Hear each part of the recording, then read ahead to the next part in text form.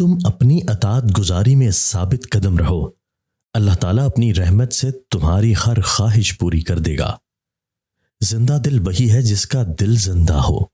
اللہ تعالیٰ اپنے مخلص بندوں کو رحم و کرم پر کبھی نہیں چھوڑتا، ہر مصیبت میں ان کے ساتھ ساتھ ہوتا ہے۔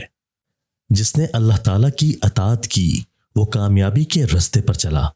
قلب کو زندہ رکھنا چاہتے ہو تو ذکر الہی سے کبھی غفلت نہ کرو۔ جس میں رحم کا جذبہ نہیں اس میں ذرہ بھر انسانیت نہیں۔ کوشش ہمیشہ اچھے کام کے لیے کرو، برے کام میں کوشش کرنا گناہوں میں اضافے کا باعث ہوتا ہے۔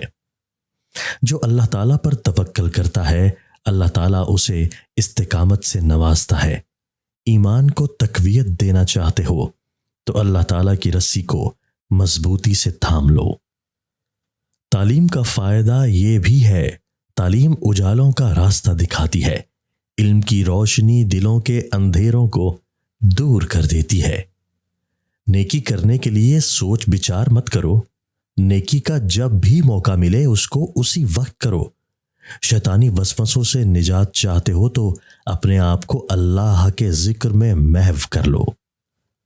برے خیالات سے برائیاں جنم لیتی ہیں، اپنے ذہن کو پاکیزہ خیالات کی آماج گاہ بناؤ۔ خوشامدی لوگوں سے بہتر ہے وہ انسان جو تجھے تیرے عیوب سے آگاہ کر دے۔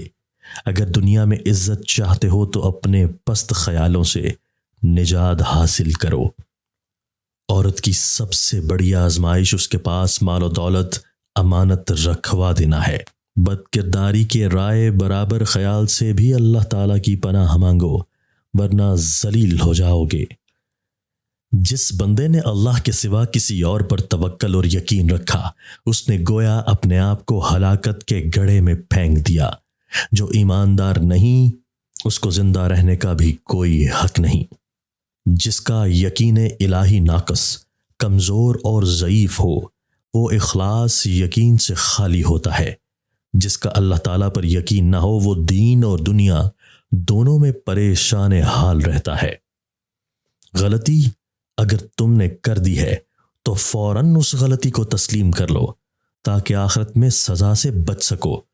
اچھی اور نیک بیوی جس کے پاس ہے اس کا گھر جنت کے باغوں میں سے ایک باغ ہے۔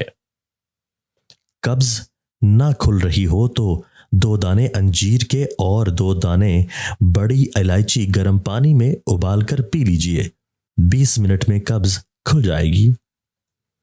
علم بغیر عمل کے فضول اور بیکار ہے۔ جب تک علم سیکھ کر اس پر عمل نہ کیا جائے علم بے اثر رہتا ہے۔